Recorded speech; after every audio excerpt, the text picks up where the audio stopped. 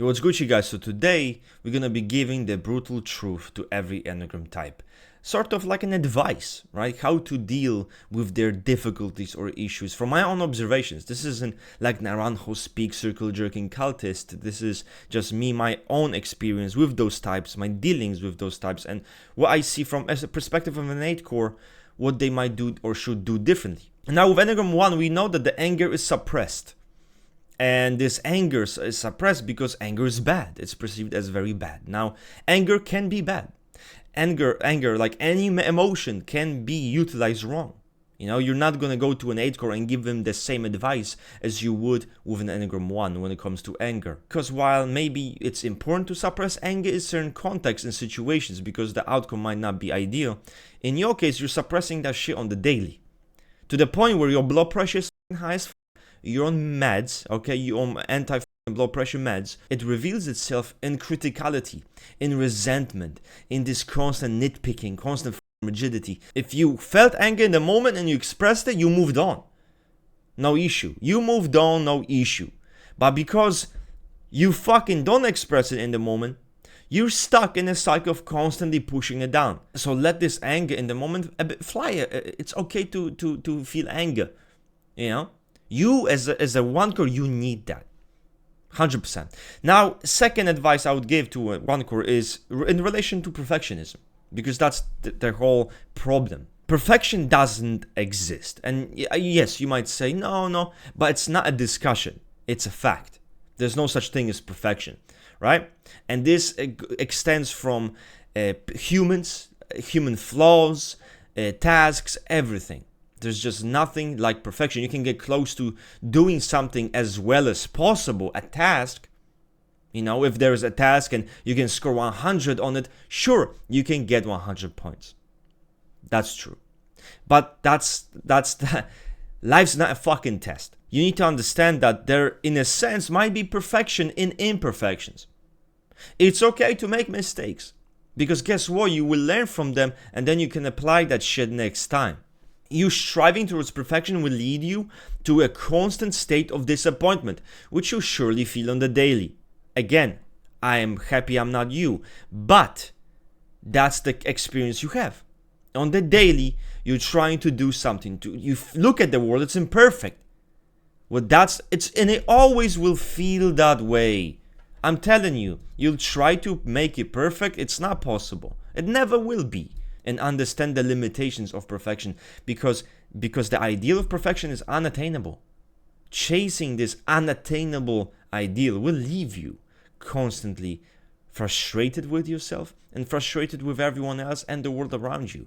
So basically, just don't be a 1 core. When it comes to Enneagram 3, there's always something that comes to my mind first, which is you will be worthy if you fit a certain standard given by the societal expectation. Being seen as successful, being seen as prestigious, being seen as very intelligent, being seen as people are proud of you, your family is proud of you because you're following their footsteps. You want them to be proud of you and all of that shit. To be truly valuable, your worth has to be derived from your inner self. And that is the only way it will be unbreakable. Because if your worth is derived from an external source, I don't give a fuck what it is. Money, material stuff, cars, beauty, prestige, success, anything that's related to things that you can lose at any given moment, it's completely unreliable. So what happens is you're a guy who thinks, you're not good because you're not fitting those high standards you have for yourself. You get the job title, you get the praise, you get this maybe this salary you wanted, you get the position you wanted, people think you're the best, you're the most professional, your work is amazing. Okay, that's good, but you do realize positions can change. You can be demoted at any given time. You can lose a job, and this has happened to many people. You can lose the money that you once had. So does that mean now you're worthless? Now you're not as worthy because you don't have as much money as you had? Because you are not seen the same way as you were, because maybe your work is not as good as it was? So that's the issue I see with the Enneagram 3. It's, again, this identification with those pressures and those standards of perfectionism, because that's also a part of Enneagram 3. But you will never truly be happy with yourself as long as your worth is dictated and determined by other things. Now, advice from the Enneagram 2, in my opinion, one of the biggest things that come to mind is this attitude of, needing to be loved. And that's why they do everything. This is such a character who can be the most generous, the most loving, the most giving, and they do that for you. The most helpful, right? The most helpful. They will help you even without you needing to ask. They will do shit for you. You won't even ask for it. Now, listen here. With this kind of thing, many people might enjoy those benefits. Yeah, sure, man. Someone's doing everything for me. That's easy life. Wow, what a dumbass. That's an easy life, right? Some people might be even, well, I appreciate, thank you so much. Some people might give you that love for that, right? But some people might not give you anything because, first of all, maybe they perceive it as typical fucking emotional game. So they will on purpose not give you what you're seeking, which is this emotional feedback. Or other people might simply not even be oblivious. You're doing shit for that. They didn't ask you to do it. So in their mind, if you become resentful, that's your fault. This person is not going to give a single fuck because you did this shit to yourself. So that's the thing with Enneagram 2 I've noticed is you have to understand if you put yourself in a situation, that's your own shit. You help someone, you do shit for someone, you have to do it with the expectation of, I do it because it's right. I do it because I wanna. Not because of any hidden ulterior motive you might be not be aware of or be aware of. It doesn't matter. Don't expect shit when giving something. That's the nature of the game, right? In a sense, that's true altruism. So that's the thing. Because there will be people who you will do shit for. They didn't ask you to do it. You're only doing it on your own fucking accord. This is your own choice. They haven't forced you into it. So you feeling resentful, you'll be like, why didn't you eat it? They will be like, bro, I didn't fucking ask you to do shit. Know your place. They might do that. The Enneagram 2 is a very histrionic, emotional type. To you, you are guided by those impulsive emotions. That's the thing. You are a very emotional character. Your emotional displays, your histrionic displays, right? Your just emotional, overwhelming intensity. It can push people away, which is obviously you as an individual. That's the last thing you want to do. You're not ready for that. That's 10 years in therapy. So you need to understand that you being so emotionally charged. Yes, there will be people who just don't want to be around that. There'll be people who you're too much. You're just too much in that specific way. And those emotions will lead you to act irrationally. You abandon reason. So start seeing value on thinking things through. Just because you feel something doesn't make it valid. Because I can look at you and be like, no one gives a fuck about your feelings. So then what you gonna do, right? So that's the thing. Now, with Enneagram 4, it was a bit juicy. Try to live in the moment. That's my advice to Enneagram 4. Because you are just like the 7. You're actually just not as good at idolizing shit successfully to the point of not coping. So that's kind of a issue. But live in the moment and see the joy in the moment. That the future and you trying to idolize the future, in a sense, it's a form of escape for you. Because the present is so brutal and you cannot cope with it. So you have this romanticized idea of what's going to happen. Maybe you'll meet the ideal love. Maybe or maybe no, doesn't matter. But there is a huge aspect of running away from this painful present. But this also means even if you have good things, if you're in the pattern of constantly analyzing the future, you will devalue the present. When you devalue the present, even if you might have really good things, you will fucking take them for granted. You will see that something's missing, something's lacking. You'll not have anything like this in the future ever. I know, it's a tough pill to swallow. But that's the reality. Yeah, but why won't? It's possible. Yes, but you're thinking about superficially. I'm talking from a very psychological standpoint here. Like, what your issue is not just something tangible missing. It's something so inherent within you that you believe if you get this thing or this person, that's gonna go, it's gonna be all right. No, because that's just a superficial cover-up issue. The true issue is that inherently you feel lacking. You feel you fucked up. That's why. But once you live in the moment, you learn to appreciate the moment, to love the moment, the process of it. You know? Because the present can be as beautiful as the future, if you make it so. You might feel unhappy, you might feel, maybe I'm not content with the situation. That doesn't mean the situation is not good. That doesn't even mean that you have to change something in this present moment, even though that's your normal human reaction. Now I need to change shit. What if the issue is not the environment? It is you. Your own inner lack of contentment that you are projecting on the external world. And now, if you only had this, you'd be happy. Yeah, but objectively, I could look at your life and be like, holy f***, bro, that's a great life. You get a roof under your fucking head. You can go to work, to school. You're healthy. You're fucking good, man. Look at you. Life's fucking easy as piss. But to you, life's fucking horrible. So understanding that perspectives are everything is key. Your differences and the things you think are your flaws, many of them, they're not your flaws.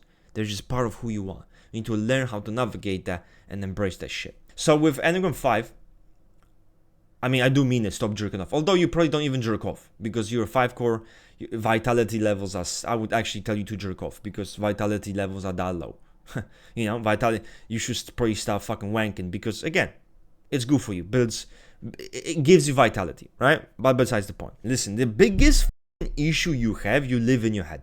And this is obvious one. Everyone knows this shit, right? This is like the most, wow, no shit, Sherlock. Very simple yet true.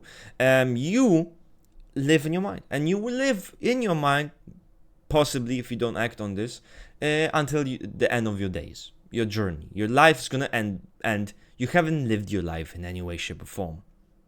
That's not a life worth living. You might be like, oh, no, I don't care.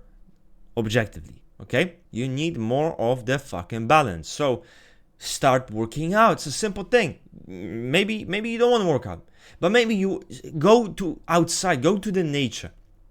If there is a forest, if there is a lake, if there's anything, go make yourself engage in the world around you, truly in the fucking moment. Don't go on a walk and stop fucking blanking out thinking. Go out and then touch the flowers. Go out and then look around. Go out and then smell. Go out and then interact with the world right fucking in front of you. Just be consumed by what the you see.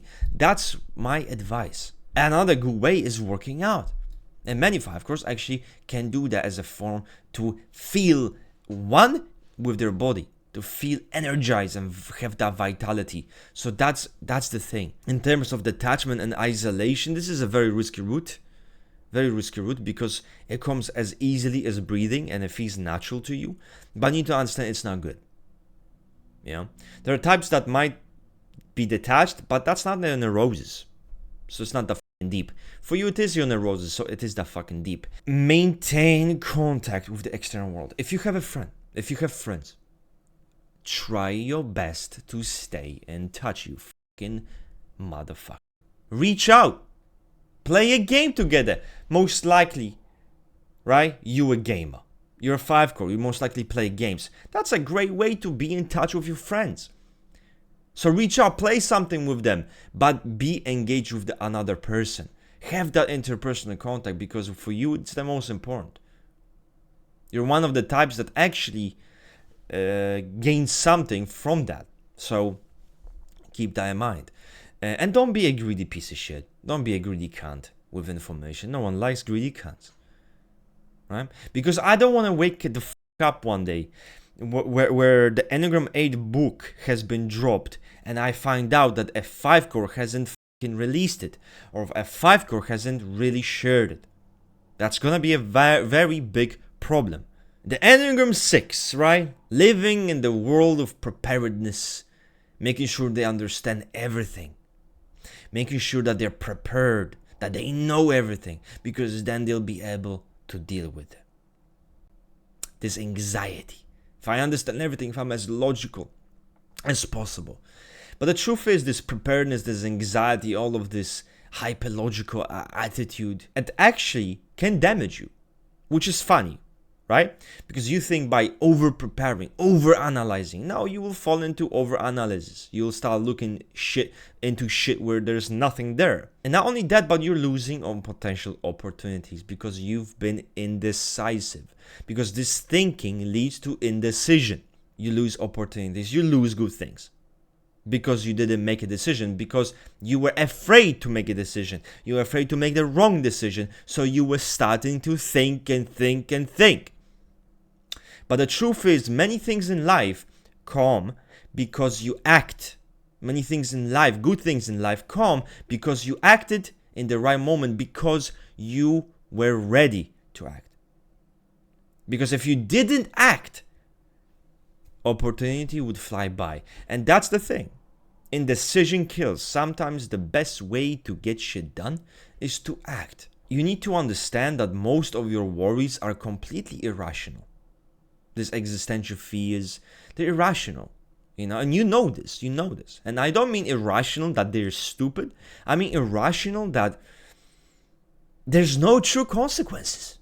I would actually argue in nearly all of them, there's no true consequences. It's funny, right? But you'll tell me, Russ, what do you mean no true consequences? There are consequences. If I'm wrong, I'm going to look like a dumbass. If I'm wrong, people might laugh at me. To you, that's a consequence. That's not a consequence. That's a psychological barrier that you have in your mind. That's not a consequence. Not at all. Consequence is me shooting you in your head. Consequence is you losing a job. That's consequence. Consequence is losing a family member. That's a consequence. But you making a mistake and some dickhead thinking, lol, he made a mistake, what a dumbass. That's not a consequence. This fear is just bigger than what it is in reality in your head. And those consequences mean nothing. If they mean nothing, how is it a consequence? Because as far as I know in my dictionary, consequence means something backfired badly enough, you are now getting butt-fucked. But someone making fun of you or thinking what you said was dumb, that's not a consequence. Because nothing really happened. Yeah, okay, let's say he laughs at you, he thinks you're dumb. Does the world end? Is it the end? Like, what happens then? Like, you go forward, right? Nothing changes. There's no consequence. Because you fear, I don't want to make a mistake. If I say something wrong, what's going to happen? Nothing's going to fucking happen. That's the point. How many fucking things that I say that are wrong? Do you know how many people I've dealt with? They'll be like, you changed your mind. You changed your mind. Look. I do. Yeah, okay. Such people I view as dumbasses. And you should too. So, make mistakes. Who gives a f***? Now, with Enneagram 7, first one, which is the biggest one, and the biggest issue of the 7, enjoy the present moment. And Reddit doesn't know this. 7 core is not actually this present-oriented individual. Sad to break it to you guys, but it isn't.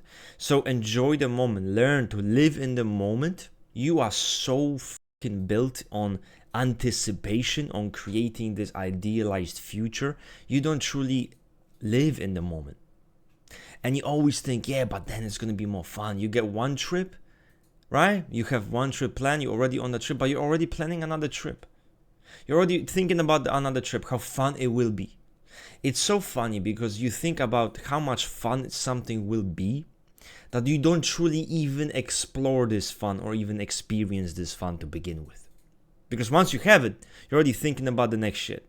So you're not really having fun. You're not really truly getting 100% juice out of this situation. So this idealization of the future will not only kind of be an issue because of this, but also an issue because you will be frustrated and disappointed.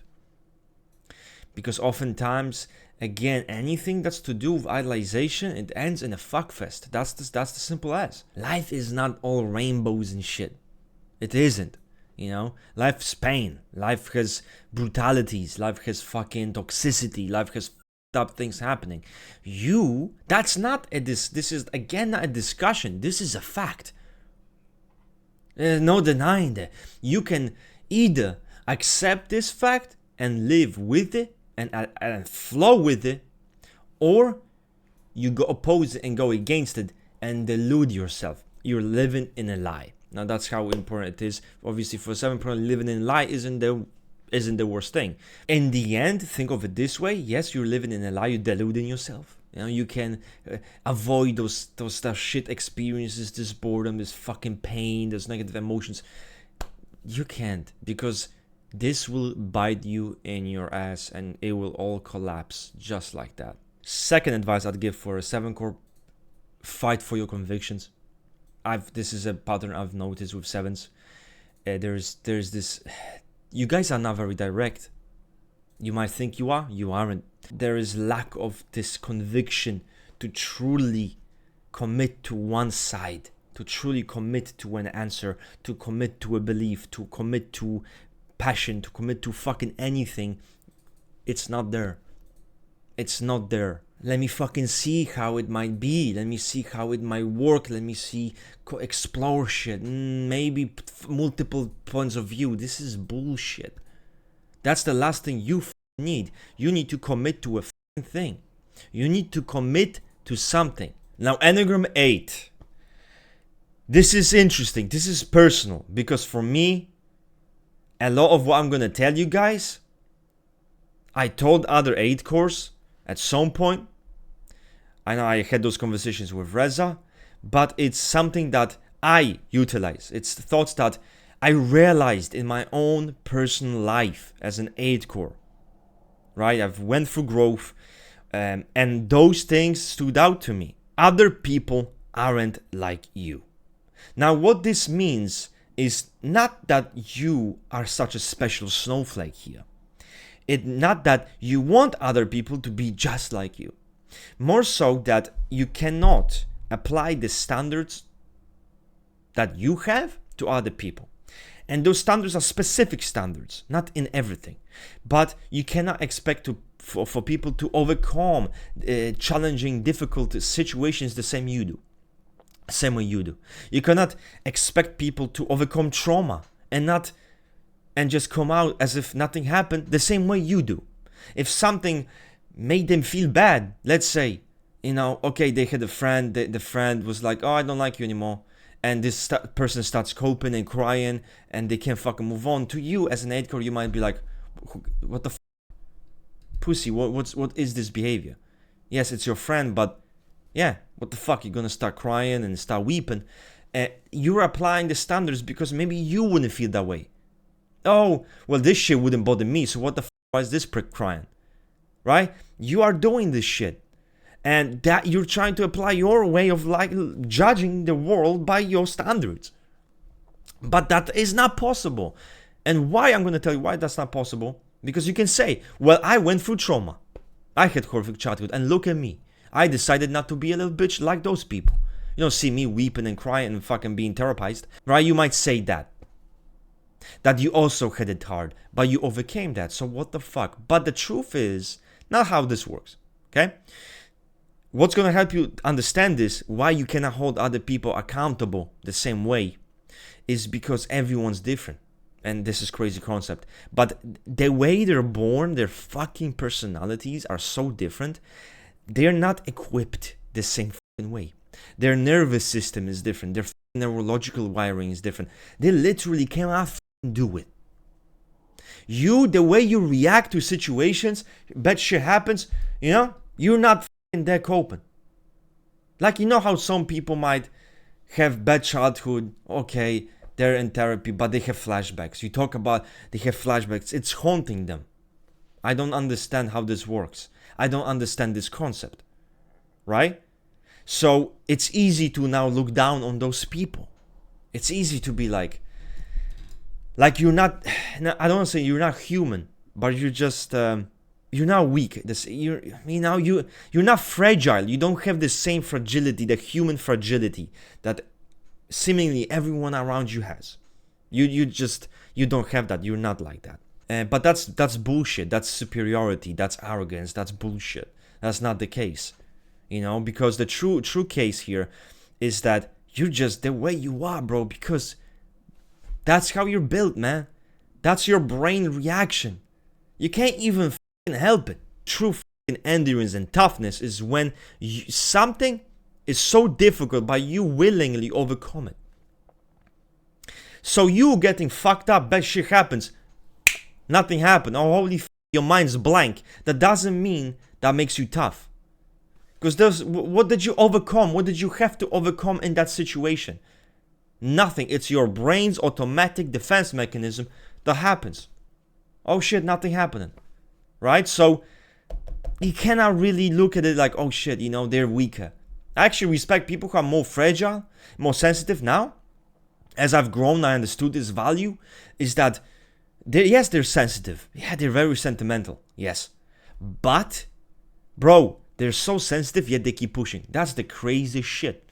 Because if I was being haunted by those demons on the daily, feeling like shit about myself, having those difficult emotions, I don't know how the fuck I deal with that.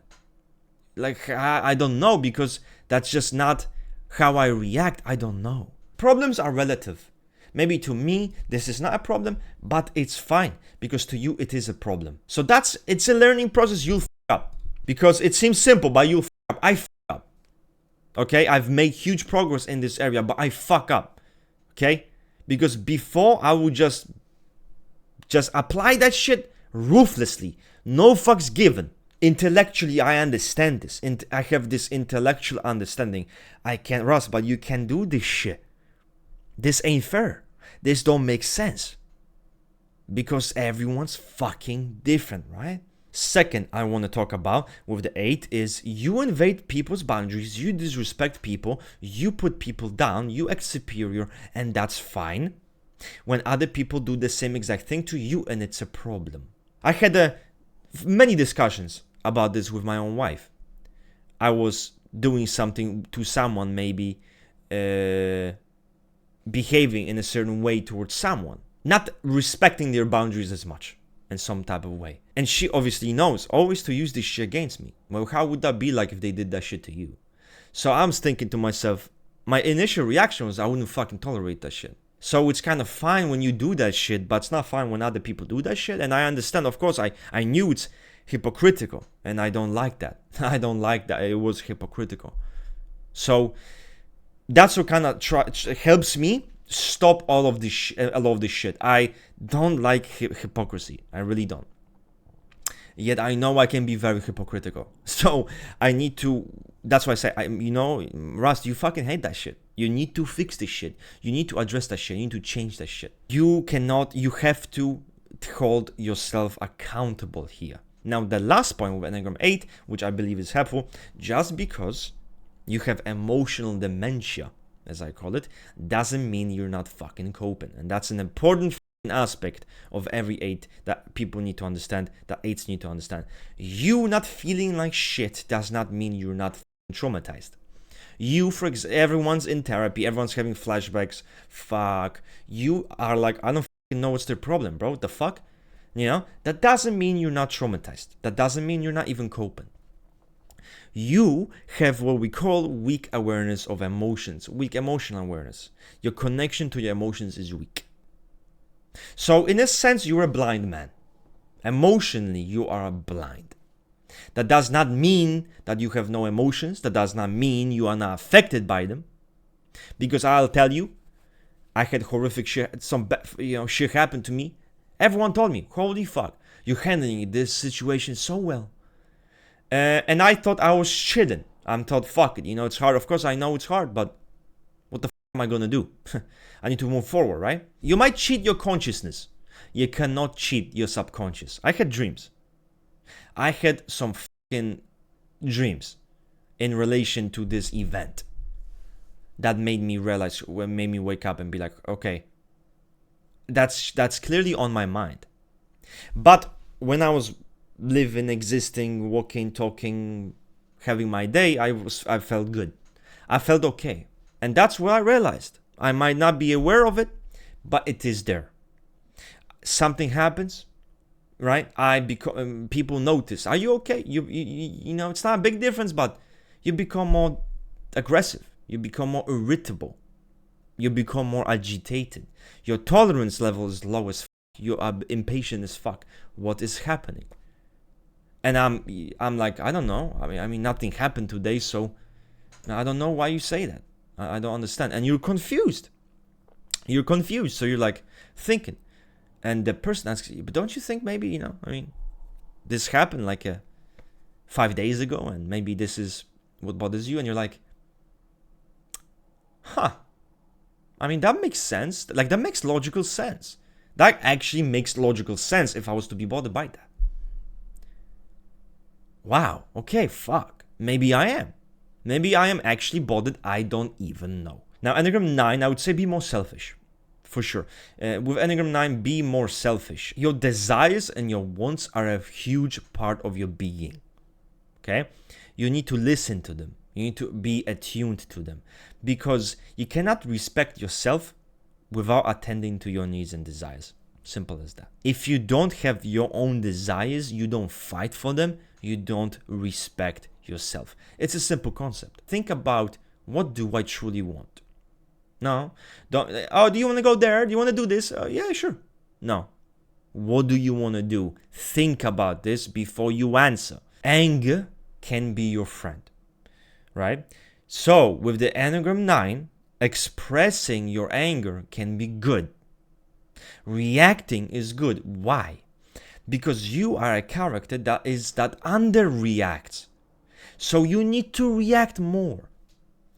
Anger can be your friend. Anger can be something that, in your case, can be very beneficial. It can make you react, can make you act. Can help if you're being disrespected. If your boundaries are being crossed, anger is what you listen to. It can help you. Suppressing it and be like, yeah, you know, who gives a f***? Like, it doesn't really matter. It's not that deep. That's not good. So listen to your gut. Trust your gut. Trust your anger.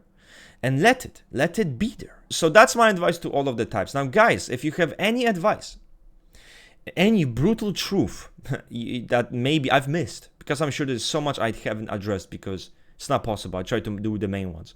But write them down below. Let's get the comment section going because I'm curious. Maybe we can learn something. Maybe I can learn something. So I'm out. I'm Charles, and I'm bouncing.